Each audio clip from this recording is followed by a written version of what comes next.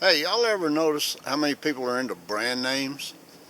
It doesn't matter what it is. It could be electronics. It could be whatever sports you're into. Baseball, football, in my case, hiking and backpacking. People love brand names, don't they? And some people are to the point where they're almost embarrassed not to have the latest or the biggest names. And that's just crazy. I got a tent I want to show you today. And this tent is perfect for the entry-level backpackers on a budget, and people like me that just don't want to spend a whole lot of money. And this is the King's Peak 2 by No Limits. And this tent is 31 square feet. It's not freestanding, but here's the honest truth about freestanding tents.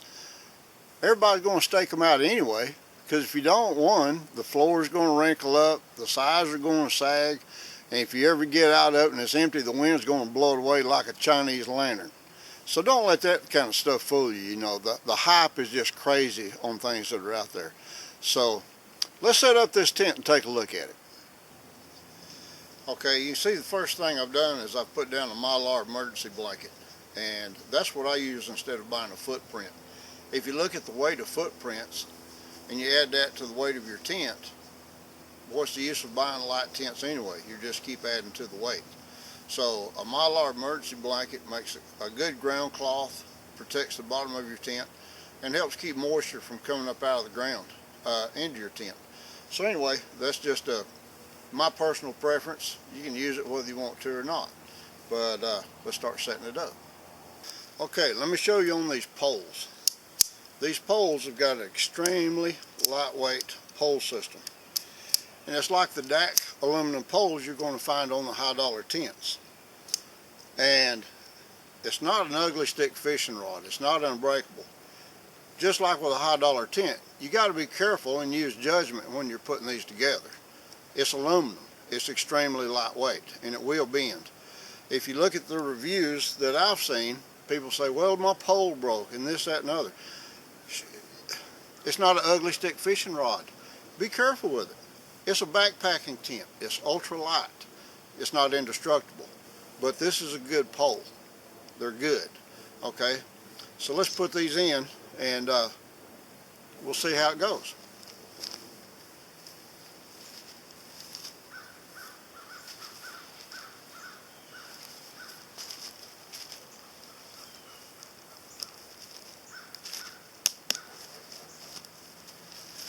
Okay, did you notice how I grabbed the poles and bent them from the ends? Don't grab the poles from the middle and start bending. Get your pole inserted in the slot or in the hole on one side, and then grab it by the other end. Bend the whole pole at one time, and you'll probably never have any trouble.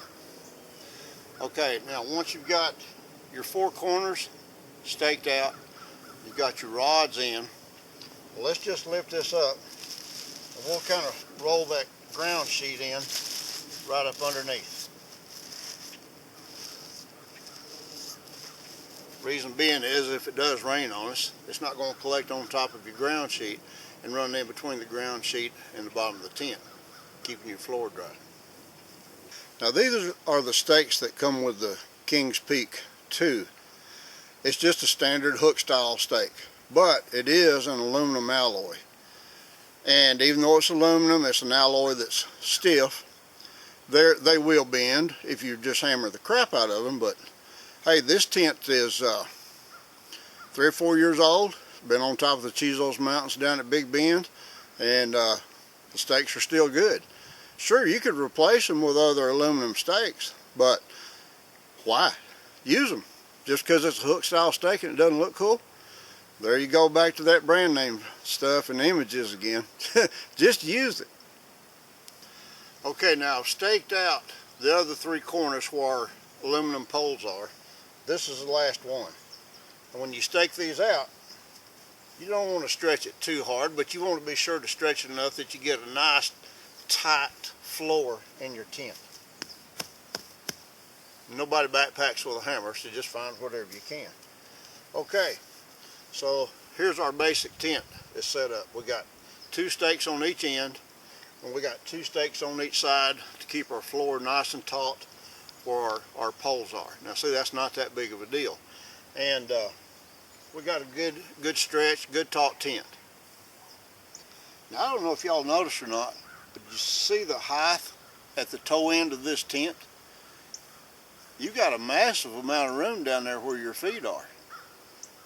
You've got reflective tile strips for your door, and they work. You shine a light on those at night, and it's easy to find your tent in the dark. Big benefit is you've got doors on both sides. My ultralight tent, you have to climb in from the end, and that's pretty much a pain. This is nice having doors on either side.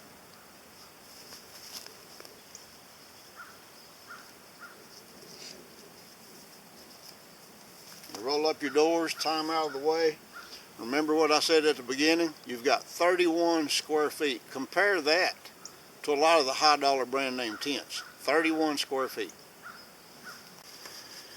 Looking at the inside dimensions of the tent, up here where your shoulders are, look at that. You've got a full 51 inches. Actually 51 and a half, but we'll call it 51. That's nice. Now look at the length of it. The length of it, I'm showing 99 and a half inches.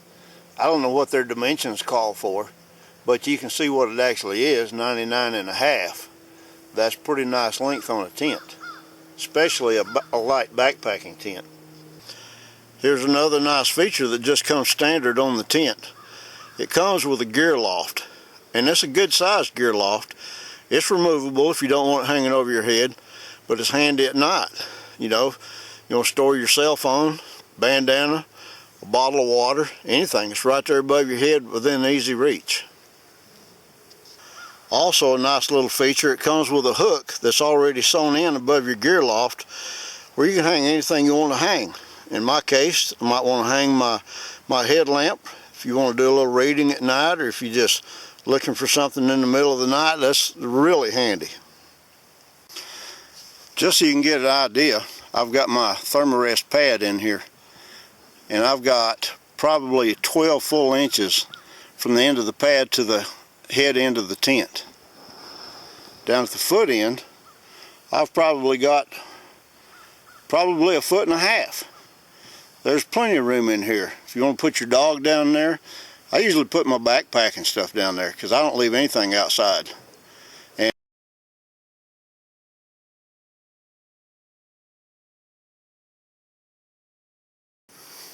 Okay, here we are with the Rainfly, and we're starting to take on the Roswell, New Mexico look. They've probably got one of these tied up down there at Area 51 or whatever it is. It was a very ample Rainfly, and I've stayed perfectly dry in it. Everything, all the seams are taped right out of the box. It's just ready to go. You can see on the back side of your Rainfly, you've got two nice sized vents back here, and you can use them open or closed. They'll close with just Velcro strips, but you got nice ventilation on the head end of the tent. If you take your Rainfly doors and leave those open a little bit, then you've got all kind of ventilation in here. I've slept in this tent in the mountains at 30 degrees, and naturally with my sleeping pad and bag, have been very comfortable.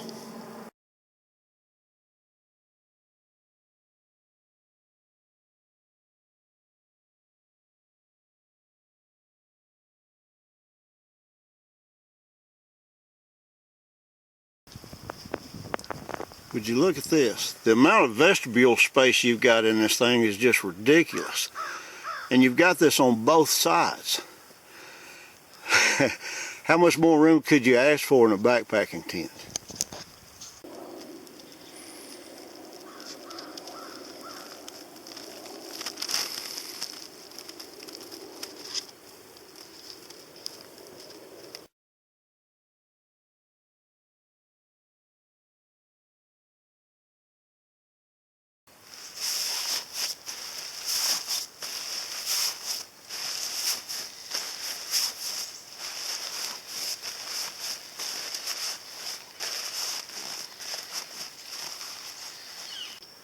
Okay, there's one final thing I want to share with you before I get out of here.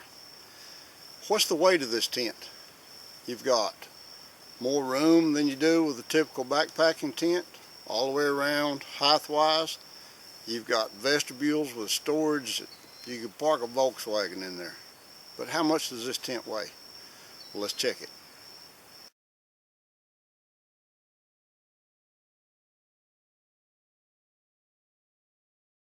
My digital scale shows 4 pounds 5 ounces. That's complete packaged tent ready to go. That's the poles, that's the stakes, that's compression bag. I challenge you to go find another tent that can make the claims that this one's got as far as square footage and the weight for the price of $69.99.